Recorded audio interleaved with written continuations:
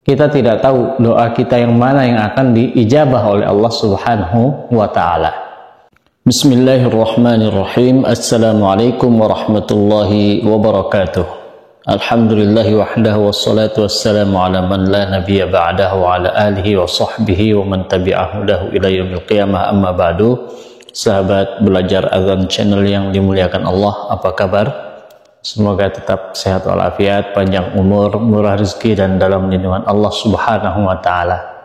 Dan semoga Allah Subhanahu wa taala memberikan kepada kita kemudahan untuk berkunjung ke tanah suci untuk melaksanakan ibadah umrah dan ibadah haji, amin ya rabbal alamin. Sahabat belajar azan channel yang dimuliakan Allah, pada kesempatan ini kita akan kembali membahas beberapa kesalahan di dalam haji dan umrah, khususnya adalah di dalam masalah tawaf. Berikutnya adalah berkaitan dengan apa yang dilakukan di saat kita tawaf. Tawaf ini kan hanya berputar, ya, berkeliling. Kita mengelilingi Baitullah, mengelilingi Ka'bah. Tapi pada dasarnya itu adalah merupakan amal yang sangat-sangat mulia. Kenapa kita katakan demikian? Karena inilah satu-satunya amalan yang hanya bisa dilakukan di Ka'bah. Tawaf hanya bisa dilakukan di Ka'bah, itu mengelilingi Ka'bah. Sementara kita tidak bisa tawaf misalkan di masjid, tawaf di tempat-tempat yang lainnya, tidak bisa, dan itu tidak dihitung berpahala, tidak dihitung beribadah. Nah, oleh karena itulah maka jangan sampai berjalannya kita, berkelilingnya kita, tawaf itu ya menjadi sesuatu yang kurang maknanya, kurang pahalanya. Jangan sampai kita sia-siakan waktu yang sangat-sangat berharga itu, bahkan waktu yang sangat-sangat mustajab di dalam tawaf. Banyak riwayat-riwayat yang menjelaskan bahwasanya ya tawaf ini adalah merupakan amalan yang sangat mulia. Dia sama seperti sholat. Kata Rasulullah SAW, tawaf ini adalah sama seperti sholat. Ya, ghaira annakum tatakallamun. Ya, hanya saja bedanya tawaf dengan sholat itu kita boleh berbicara di situ. Kita boleh berkomunikasi antara satu orang dengan orang yang lainnya. Fala yatakallaman ahadukum illa bi khair. Maka janganlah di antara kalian itu berbicara kecuali dengan hal-hal yang baik. Au kama qala alaihi salatu wassalam. Begitu kata Rasulullah sallallahu alaihi wasallam.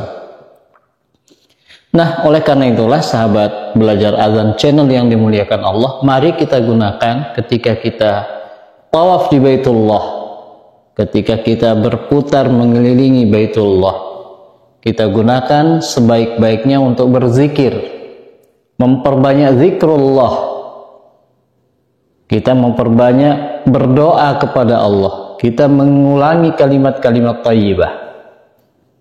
Apa saja zikirnya? Nah, disinilah ya kita dianjurkan untuk banyak menghafal atau membaca atau mempelajari zikir-zikir, doa-doa yang berkaitan dengan tawaf. Pada dasarnya tidak ada doa-doa tertentu di putaran itu. Misalkan putaran 1 kita baca ini, putaran 2 kita baca ini, itu tidak ada aturan tertentunya. Dalam artian itu boleh-boleh saja kita gunakan itu. Misalkan kita siapkan untuk tawaf pertama saya akan baca ini, tawaf kedua saya akan baca ini, tidak ada masalah ya.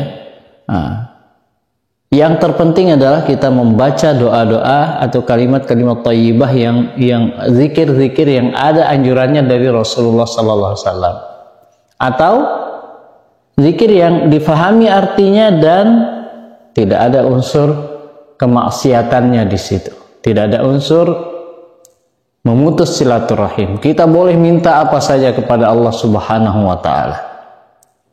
Ya. bisa berzikir dengan kalimat thayyibah subhanallah wa bihamdihi subhanallahil azim, subhanallah walhamdulillahi wa la ilaha illallah wallahu akbar, la ilaha illallah wahdahu la syarikalah lahul mulku wa lahul hamdu yuhyi wa yumitu wa huwa ala kulli syai'in qadir. Ini zikir-zikir yang bisa kita baca. Atau misalkan kita sambil berdoa, Rabbighfirli wa liwalidayya warhamhuma kama rabbayani shaghira.